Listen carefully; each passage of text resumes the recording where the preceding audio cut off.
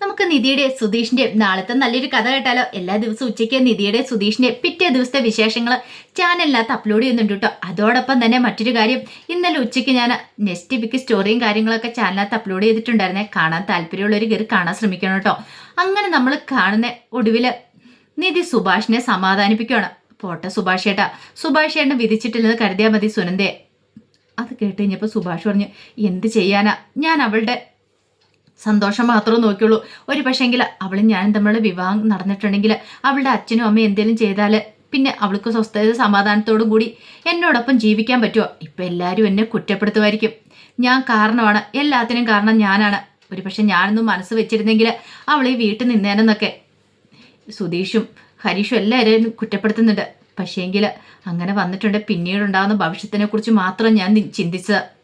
അവരുടെ വിഷമം ഇത്രയും കാലം വളർത്തി വലുതാക്കിയതല്ലേ, അപ്പോൾ അവരുടെ വിഷമം എനിക്ക് സഹിക്കാൻ പറ്റില്ല നിധി എന്ന് പറഞ്ഞു. സാരമില്ല സുഭാഷ് ചേട്ടാ, സുഭാഷ് ചേട്ടൻ നല്ല മനസ്സായതുകൊണ്ടാണ്. സുഭാഷ് ചേട്ടൻ നല്ലൊരു പെൺകുട്ടിയെ കിട്ടും, നല്ലൊരു ജീവിതം കിട്ടും. സുനന്ദയെ വിധിച്ചിട്ടില്ലെന്ന് കൂട്ടിയാൽ മതി. ഇവിടെ ഇരിക്കുക, ഞാനൊരു ചായ എടുത്തിട്ട് വരാമെന്ന് പറഞ്ഞുകൊണ്ട് നിധി പോയി 2 പേർക്കുള്ള ചായയൊക്കെ എടുത്തുകൊണ്ട് വന്നു. പിന്നീട് സുഭാഷിനോട് കുടിക്കാൻ പറഞ്ഞു. കാരണം സുഭാഷും മനസ്സ് തുറക്കുന്ന നിധിയുടെ അടുത്താ. എന്തോ നിധിയോട് സംസാരിക്കുമ്പോൾ സുഭാഷിന്റെ മനസ്സിലൊരു ആശ്വാസമൊക്കെ വരുന്നുണ്ടായിരുന്നു. തൻ്റെ ഒരു സഹോദരിയോട് സംസാരിക്കുമ്പോൾ മറ്റുള്ളവരോട് പറഞ്ഞിട്ടുണ്ടെങ്കിൽ അത് എത്രമാത്രം അവർക്ക് ഉൾക്കൊള്ളാൻ പറ്റുമെന്ന് അറിയത്തില്ല. പക്ഷെ നിധി അങ്ങനെയല്ല. നിധിയോട് പറഞ്ഞിട്ടുണ്ടെങ്കിൽ നിധി അത് ക്ഷമയോടുകൂടി കേട്ടിരിക്കും. തനിക്ക് പിറക്കാതെ പോയ തൻ്റെ അനുജത്തിയാണ് നിധി എന്നാണ് സുഭാഷ് വിശ്വസിക്കുന്നത്. അതുപോലെയാണ് സുഭാഷ് നിധിയെ കെയർ ചെയ്യുകയും ചെയ്യുന്നത്. അങ്ങനെ ചായ കുടിച്ചുകൊണ്ടിരിക്കുന്ന സമയത്താണ് നികേഷ് അങ്ങോട്ട് വരുന്നത്. ഇതെന്താ സുഭാഷ് ചേട്ടൻ ഇന്ന് നേരത്തെ വന്നു എന്ന് ചോദിച്ചു. വന്നെന്ന് പറഞ്ഞു. സുഭാഷ് ചേട്ടൻ്റെ മുഖമൊക്കെ എന്താ വല്ലാതിരിക്കണമെന്ന് ചോദിച്ചു. അതെ, സുഭാഷ് ചേട്ടൻ്റെ തലവേദന എന്ന് നിധി പറഞ്ഞു. 2 പേരും കൂടി ചായ കുടിക്കണോ? എനിക്കും വേണമെന്ന് പറഞ്ഞു. അപ്പോഴേക്കും സുഭാഷ് നീ ചായ കുടിച്ചോടാ. വേണ്ട സുഭാഷ് ചേട്ടാ, അത് കുടിച്ചോ, ഞാൻ എടുത്തു കൊടുത്തോളാം എന്ന് പറഞ്ഞ് നിധി പോയി നികേഷിന് ചായ എടുത്തുകൊണ്ട് കൊടുക്കുകയാണ്. നികേഷ് സുഭാഷിനെ ശ്രദ്ധിക്കുന്നുണ്ടായിരുന്നു. മുഖമൊക്കെ വല്ലാതിരിക്കുന്നുണ്ട്, കരഞ്ഞതുപോലുണ്ട് മുഖം. ഈ തലവേദനയുടെ അന്ന് നിധി പറഞ്ഞാലും നികേഷിനത് അത്രമാത്രം അങ്ങോട്ട് വിശ്വസിക്കാൻ പറ്റുന്നുണ്ടായിരുന്നില്ല. പിന്നീട് കുറേ സമയം കഴിഞ്ഞ് കഴിഞ്ഞപ്പം സുധീഷ് ഒരു കസ്റ്റമറേയും കൊണ്ട് ഓട്ടം പോവാണ്. അപ്പോൾ സ്ഥിരം കസ്റ്റമറാണ്. പിന്നെ സുധീഷിൻ്റെ കാര്യം അറിയാലോ, ആരെയാലും കിട്ടിയിട്ടുണ്ടെങ്കിൽ കത്തി വെക്കും. അങ്ങനെ ഒരു ലേഡിയായിരുന്നു സുധീഷിൻ്റെ കസ്റ്റമർ. അങ്ങനെ അവരെ കൊണ്ടുവിടാനായിട്ട് അങ്ങോട്ട് പോകുന്ന സമയത്താണ് നിധിയുടെ കോള് വരുന്നത്. നിധി കോള് വിളിച്ച് കഴിഞ്ഞപ്പോഴത്തേനും സുധീഷ് കോള് അറ്റൻഡ് ചെയ്തു. ഇവളെന്താ പോലും വിളിക്കുന്നതെന്നൊക്കെ ഓർത്തിട്ടാ. എന്താ നിധി, എന്താ വിളിച്ചതെന്ന് ചോദിച്ചു. അല്ല അത് പിന്നെ സുധീഷ് ഇവിടെ ഓട്ടത്തിലാണോ? അതെ, ഞാനിതൊരു ഓട്ടം പോയിക്കൊണ്ടിരിക്കുമെന്ന് പറഞ്ഞു. അല്ല എന്തെങ്കിലും അത്യാവശ്യമുണ്ടോ? ഞാൻ വീട്ടിലേക്ക് വരേണ്ടതുണ്ടോ? ഇല്ല, ഞാൻ വെറുതെ വിളിച്ചെന്നേ ഉള്ളൂ. ആണോ? അല്ല കഴിച്ചോന്ന് ചോദിച്ചു. കഴിച്ചെന്നൊക്കെ പറഞ്ഞു. പിന്നീട് നിധി പറഞ്ഞു, എനിക്കൊരു കാര്യം പറയാനുണ്ടെന്ന് പറഞ്ഞു. എന്താ നിധി, എന്താ കാര്യം എന്താന്ന് ചോദിച്ചു. അത് പിന്നെ സുഭാഷ് ചേട്ടൻ്റെ കാര്യമെന്ന് പറഞ്ഞു. സുഭാഷ് ചേട്ടൻ്റെയോ? അതെ, സുഭാഷ് ചേട്ടൻ നേരത്തെ പണി കഴിഞ്ഞു വന്നു. സുഭാഷ് ചേട്ടന് ഭയങ്കര വിഷമമുണ്ട് സുനന്ദയുടെ കാര്യം ഓർത്തിട്ട്. എന്നോട് സങ്കടം പറച്ചിലും കരച്ചിലും ഒക്കെ ആയിരുന്നു. എനിക്കും എന്ത് ചെയ്യണമെന്ന് അറിയില്ലായിരുന്നു. ഞാനും കുറേ സമാധാനിപ്പിച്ചു. സുധീഷ് പറഞ്ഞു, ഇനി എന്തിനാ സുഭാഷ് ചേട്ടൻ സങ്കടപ്പെടുന്നേ? സുഭാഷ് ചേട്ടൻ ഒരു അവസരം കിട്ടിയതായിരുന്നല്ലോ, സുഭാഷ് ചേട്ടൻ അത് വിനിയോഗിക്കാത്തതുകൊണ്ടല്ലേ. വഴക്ക് പറയണ്ട സുഭാഷ് ചേട്ടന്. കാരണം സുഭാഷ് ചേട്ടൻ്റെ ഭാഗത്തുനിന്ന് നോക്കുമ്പോൾ സുഭാഷ് ചേട്ടൻ അത് ശരിയായിട്ട് തോന്നിയതുകൊണ്ടല്ലേ. എന്നിട്ട് നീ എന്ത് പറഞ്ഞു? ഞാൻ കുറച്ച് സമാധാനിപ്പിച്ചിട്ടുണ്ട്, എന്നാലും ആൾക്ക് നല്ല വിഷമമുണ്ടെന്ന് പറഞ്ഞു. ആഹാരം പോലും കഴിച്ചിട്ടില്ല എന്ന് പറഞ്ഞു. ആണോ? ശരി ശരി, ഞാൻ ഒരു ഓട്ടത്തില, അത് കഴിയുമ്പോൾ ഞാൻ നേരത്തെ തന്നെ വീട്ടിലേക്ക് വന്നേക്കാന്നൊക്കെ പറഞ്ഞു. അങ്ങനെ കോള് കട്ട് ചെയ്ത് കഴിഞ്ഞപ്പോഴത്തേനും ചേച്ചിയോട് പറഞ്ഞു, എന്ത് ചെയ്യാനാ, ഭാര്യയെ വിളിച്ചേ, അവളിങ്ങനെ ഇടയ്ക്കിടയ്ക്ക് വിളിച്ചുകൊണ്ടിരിക്കുമെന്ന് പറഞ്ഞു. അതിന് നല്ല കാര്യമല്ലേ? അതെ, ചോറുണ്ടോ കാപ്പ് കുടിച്ചോ എന്നൊക്കെ ഇങ്ങനെ ചോദിക്കുമെന്ന് പറഞ്ഞ് തള്ളി മറിക്കുവാണ്.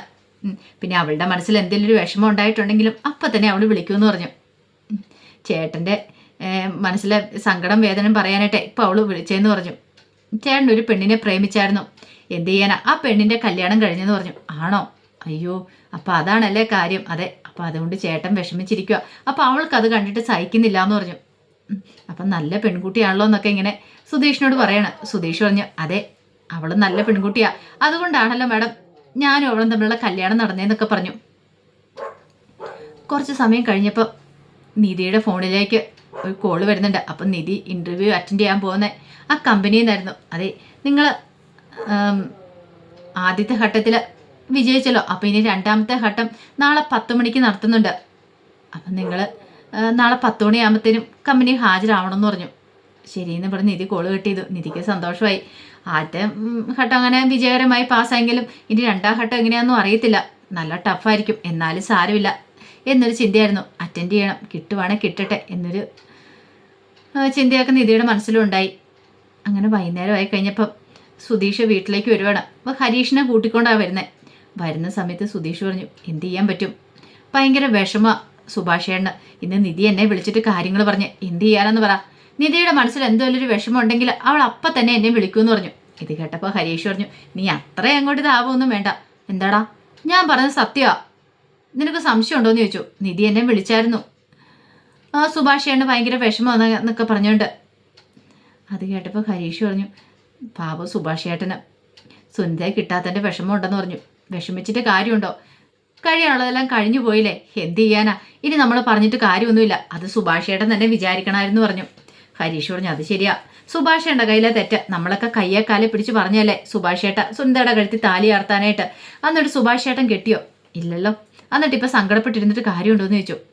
ഇത് കേട്ടപ്പോൾ സുധീഷ് പറഞ്ഞു, അത് ശരിയാ, അതുകൊണ്ട് ഞാനൊരു കാര്യം ചെയ്തു, വൈകുന്നേരം പുറത്തുനിന്ന് ഫുഡ് വാങ്ങിയെന്ന് പറഞ്ഞു. നീയോ പൈസ കൊടുത്തോ? പിന്നെ അല്ലാതെ പോയി ചിരിച്ചു കാണിച്ച് ആരെങ്കിലും എനിക്ക് ഫുഡ് തരുമെന്ന് ചോദിച്ചു. ആഹാ, ഇങ്ങനെയൊന്നും നീ ചെയ്യുന്നല്ലോ. അതെ, ദൈവത്തെ ഓർത്ത് ഹരീഷേ, നീ വീട് ചെന്ന് നിധിയുടെ കിളക്കൽ ഇങ്ങനെയൊന്നും പറയരുത് കേട്ടോ. ഞാൻ വീട്ടിലേക്ക് പണം മുടക്കത്തില്ല എന്നൊക്കെ.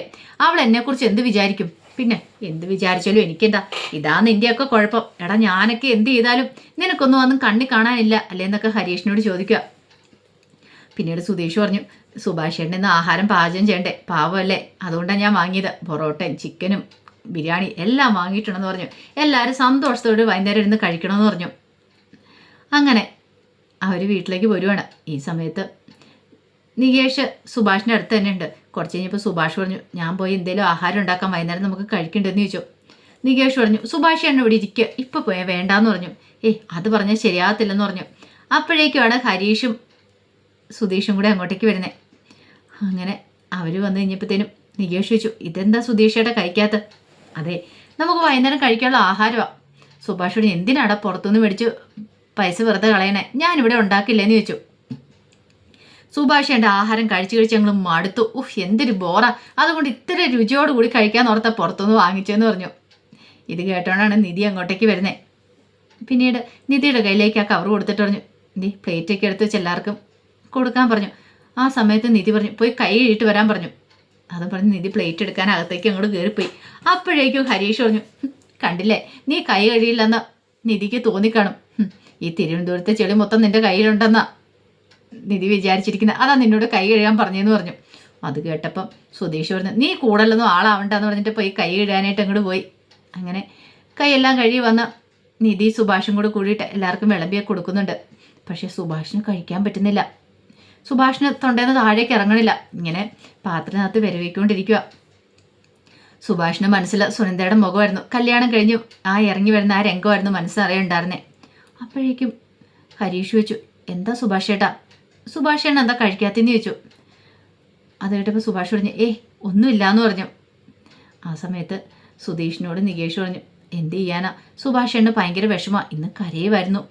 നിധിയടുത്തേടെ അടുത്ത് കണ്ടില്ലേ, സങ്കടപ്പെട്ടിരിക്കുന്നത് കണ്ടില്ലേ, ആഹാരം പോലും നേരെ ചൊവ്വേ കഴിക്കുന്നില്ല എന്ന് പറഞ്ഞു. അതെ, സുധീഷ് ചേട്ടനൊന്ന് ചോദിക്കാൻ പറഞ്ഞു. പെട്ടെന്ന് സുധീഷ് ചോദിച്ചു, എന്താ സുഭാഷ് ചേട്ടാ, സുഭാഷ് ചേട്ടൻ കഴിക്കാതെ? ഞാൻ ഇത്രയും പൈസ മുടക്കി മേടിച്ചോണ്ട് വന്നാ, മരിയൊക്കെ കഴിച്ചോളാം എന്നൊക്കെ പറഞ്ഞു. ഞാൻ കഴിച്ചോളാടാ, എനിക്ക് നല്ല തലവേദനയായിട്ട് വിശക്കുന്നില്ല എന്ന് പറഞ്ഞു. അതൊന്നും പറഞ്ഞിട്ട് കാര്യമില്ല എന്ന് പറഞ്ഞു. അപ്പോഴേക്കും ഭാസ്കരൻ വന്നു. ആഹാ, ഇതെന്താ പൊറോട്ടയും ബിരിയാണി എല്ലാം ഉണ്ടല്ലോ എന്ന് പറഞ്ഞു. ഭാസ്കരന് ഭയങ്കര സന്തോഷമായി. ഭാസ്കരൻ അങ്ങനെ കുറച്ച് ബിരിയാണി പൊറോട്ടയൊക്കെ എടുത്തുകൊണ്ട് പോയി പുറത്തേക്ക് അവിടെ പോയിരുന്ന് നല്ല സന്തോഷത്തോടെ ഇരുന്ന് കഴിക്കുകയാണ്. അങ്ങനെ എല്ലാവരും ഏകദേശം കഴിച്ചു തീർന്നു. ഈ സമയത്ത് സുധീഷിൻ്റെ ചെവിക്കകത്ത് നികേഷ് പോയി ചില കാര്യങ്ങളൊക്കെ പറയണം. എല്ലാം കേട്ട് കഴിഞ്ഞപ്പോൾ സുധീഷ് എഴുന്നേക്കാൻ പറഞ്ഞു. അങ്ങനെ അവർ രണ്ടുപേരും കൂടെ അങ്ങോട്ട് എഴുന്നേറ്റു. ആ സമയത്ത് നിധി ഓർത്ത്, ഇതെന്താ ഇവർ പെട്ടെന്ന് പോയി കൈ എഴുതിയത്, സാധാരണഗതിയിൽ എല്ലാവരും ഒരുമിച്ച് എഴുന്നേൽക്കുന്നേ. അങ്ങനെ എന്ത് ചെയ്തു, കൈയെല്ലാം കഴുകിയിട്ട് വന്നിട്ട് രണ്ടുപേരും കൂടെ അവിടെ വന്നിട്ട് ഒരു പാട്ട് അങ്ങോട്ട് വെക്കുവാണ്. പാട്ട് വെച്ച് കഴിഞ്ഞപ്പോഴത്തേനും ഹരീഷ് ചോദിച്ചു, ഇതെന്താടാന്ന് ചോദിച്ചു. അപ്പോഴേക്കും നികേഷ് എന്ത് ചെയ്തു, പെണ്ണായിട്ട് വേഷം കിട്ടുകയാണ്. വേഷം കിട്ടുക എന്ന് പറഞ്ഞിട്ടുണ്ടെങ്കിൽ നിധിയുടെ ഒരു ഷോളൊക്കെ എടുത്തിട്ട് സാരി ഉടുക്കുന്നതിൽ വെറുതെ അങ്ങോട്ട് ചുറ്റി. അതുപോലെ തന്നെ സുധീഷ് ആണുമായിട്ട് അങ്ങനെ ഒരു പാട്ട് വെച്ചു. ഒരു പാട്ട് അങ്ങോട്ട് വെച്ചിട്ട് ഭയങ്കരമായിട്ട് ഡാൻസ് കളിക്കുകയാണെന്നുണ്ട്. അത് കണ്ടു കഴിഞ്ഞപ്പോഴത്തേനും സുഭാഷിനൊക്കെ ചിരി വന്നു. കാരണം സുഭാഷിനെ സന്തോഷിപ്പിക്കാൻ വേണ്ടിയിട്ടാണ് അങ്ങനെയൊക്കെ ചെയ്തത്. ഈ സമയത്ത് നിധിക്കും ചിരി വരുന്നുണ്ടായിരുന്നു. പിന്നീട് ഹരീഷിനെ വിളിച്ചു. ഹരീഷൻ ചെന്നു സുഭാഷിനെ കയ്യെ പിടിച്ച് എഴുന്നേൽപ്പിക്കണം, വാ ഡാൻസ് കളിക്കാമെന്നും പറഞ്ഞുകൊണ്ട്. ഒടുവിൽ ഭാസ്കരൻ അങ്ങോട്ടൊന്ന് വെച്ചു, ഇതൊക്കെ നീയൊക്കെ എന്താടാ, നീയൊക്കെ ഈ വീട് പൊളിക്കുമെന്ന് ചോദിച്ചു. ഇങ്ങനെയൊക്കെ ആണ്ടാ ഡാൻസ് കളിക്കണമെന്ന് ചോദിച്ചു. ഇങ്ങനെയൊന്നുമല്ല, ഞാൻ കാണിച്ചു തരാമെന്ന് പറഞ്ഞിട്ട് ഭാസ്കരനും കൂടെ അവരോടൊപ്പം കൂടി ഡാൻസ് കളിക്കണം. അത് കണ്ടു കഴിഞ്ഞപ്പോൾ നിധിക്ക് ചിരി അടക്കാൻ പറ്റിയില്ല. അങ്ങനെ എല്ലാവരും സന്തോഷത്തോടു കൂടിയിട്ട് എൻജോയ് ചെയ്യുന്നുണ്ട്. കാരണം സുഭാഷിനെ എങ്ങനെയെല്ലാം സന്തോഷിപ്പിക്കുക, അതായിരുന്നു അവരുടെ ചിന്ത. പിറ്റേ ദിവസം ആയി കഴിഞ്ഞപ്പം പതിവ് പോലെ തന്നെ ഹരീഷ് ജോലിക്ക് പോയി. അപ്പോൾ ഒരു വണ്ടി ബ്രേക്ക് ഡൗൺ ഉണ്ടെന്ന് പറഞ്ഞുകൊണ്ട് വിളിച്ചു. അങ്ങനെ വന്നു കഴിഞ്ഞപ്പോഴത്തേനും അവിടെ ആ ഒരു പെട്ടിക്കട ഉണ്ടായിരുന്നു. ആ കടയിൽ ഗംഗാധരൻ ചായ കുടിച്ചുകൊണ്ടിരിക്കുന്നുണ്ട്. ഹരീഷ് വന്നിട്ട് ആ ബൈക്ക് നോക്കുകയാണ്. അപ്പോഴേക്കും ബൈക്കിൻ്റെ ഓണർ പറഞ്ഞു, എന്താണെന്ന് അറിയത്തില്ല, ഓടിച്ച് വരുന്ന വഴി ഇവിടെ വന്നപ്പോൾ നിന്ന് പോയെന്ന് പറഞ്ഞു. ഹരീഷ് പറഞ്ഞു, ഞാൻ നോക്കാൻ ചേട്ടാന്ന് പറഞ്ഞ് അവിടെ ഇരുന്ന് നോക്കുകയാണ്. ആ സമയം ഗംഗാധരൻ ചായക്കടക്കാരനോട് വലിയ പൊങ്ങച്ചോർത്താനും പറയണം, ഓ കല്യാണം ഒന്ന് കൂടേണ്ട തന്നെയായിരുന്നു. 10-23 കൂട്ടം കറിയല്ലേ ഉണ്ടായിരുന്നേ, നാടടച്ച് വിളിക്കുകയും ചെയ്തല്ലോ. അപ്പോഴേക്കും ചായക്കടക്കാരൻ പറഞ്ഞു, എന്നിട്ട് നിങ്ങൾ നിങ്ങളുടെ അനുജനെ കല്യാണം വിളിച്ചില്ലോ എന്ന് പറഞ്ഞു. അനുജനോ? ആരുടെ അനുജൻ? എനിക്കങ്ങനെ അനുജനൊന്നും ഇല്ലാന്ന് പറഞ്ഞു. അവൻ്റെ പേര് പോലും മിണ്ടിയേക്കല്ലെന്ന് പറഞ്ഞു. അല്ല, നിങ്ങൾ ആ വീട് മാത്രം വിളിച്ചല്ലോ, പിന്നെ എന്തിനു വിളിക്കണം? അതിൻ്റെ ആവശ്യമൊന്നും ഇല്ലാന്ന് പറഞ്ഞു. എൻ്റെ അളിയൻ്റെ മോളെ ഒന്ന് തട്ടിയെടുക്കാൻ വേണ്ടി ശ്രമിച്ചതാ ഈ പറയുന്ന അനുജൻ്റെ മോന്, പക്ഷേ അത് നടന്നില്ല എന്ന് പറഞ്ഞു. അത് നടക്കാത്തതിൻ്റെ വിഷമമുണ്ട്, ഞങ്ങൾ ഓർത്തു അടിച്ചു മാറ്റിക്കൊണ്ട് പോകുമെന്ന്, പക്ഷെ അതൊന്നും നടന്നില്ല. അതിൻ്റെ ഒരു സങ്കടത്തിൽ അവരെന്നൊക്കെ പറഞ്ഞിങ്ങനെ കുറേ കുറ്റപ്പെടുത്തലുകൾ നടത്തുവാണ്. കുറേയൊക്കെ ഹരീഷ് ഇങ്ങനെ കേട്ടിരുന്നു. പിന്നീട് ബൈക്ക് സ്റ്റാർട്ടായി. അയാളെ അങ്ങോട്ട് പറഞ്ഞു വിട്ടതിന് ശേഷം നേരെ ഗംഗാധരൻ്റെ അടുത്തേക്ക് വന്നു. ഗംഗാധരൻ്റെ അടുത്ത് വന്നിട്ട് പറഞ്ഞു, അതെ നിങ്ങൾ കൂടുതൽ അങ്ങോട്ട് സന്തോഷിക്കണ്ട, അറിയാലോ സുഭാഷിയാണൊന്നും മനസ്സ് വെച്ചായിരുന്നെങ്കിലേ സുനന്ദ ഇപ്പം വീട്ടിൽ നിന്നേനെന്ന് പറഞ്ഞു. നിങ്ങൾ എന്താ ഭാവിച്ചുകൊണ്ടിരിക്കുന്നത്, വിചാരിച്ചുകൊണ്ടിരിക്കണേ? പിന്നെ നിങ്ങളുടെ അളിയനും അതുപോലെ തന്നെ പെങ്ങളൊക്കെ സുഭാഷിയായിട്ട് വന്ന് കാലേ വീണു, അറിയാലോ. കാലേ വീണിട്ട് ആ സുനന്ദയുടെ കല്യാണം അശ്വിനുമായിട്ട് നടത്തിയത്. അതൊക്കെ ഞങ്ങൾ ഇവരോട് പറയുവാണെങ്കിലുണ്ടല്ലോ നാണം കെട്ട് തൊലി ഒഴിഞ്ഞു വയ്ക്കും. കല്യാണത്തലേന്ന് പെണ്ണ് ഒളിച്ചോടി ഞങ്ങളുടെ വീട്ടിലേക്ക് വന്നെന്ന് അറിഞ്ഞിട്ടുണ്ടെങ്കിൽ പറയണമെന്ന് ചോദിച്ചു. ഗംഗാധരൻ്റെ വായിക്കകത്ത് നാക്കില്ലായിരുന്നു. ഗംഗാധരൻ ആകെപ്പാടെ നാണം കെട്ടുപോയി. അപ്പോൾ അതിൻ്റെ വിശേഷങ്ങളൊക്കെ നമ്മൾ കാണുന്നത്. ആ വിശേഷങ്ങൾക്കായി നമുക്ക് എല്ലാവർക്കും കാത്തിരിക്കാം കേട്ടോ. ഒരിക്കൽ കൂടി എല്ലാവർക്കും ശുഭദിനം നേർന്നോടെ നിർത്തുന്നു. നന്ദി.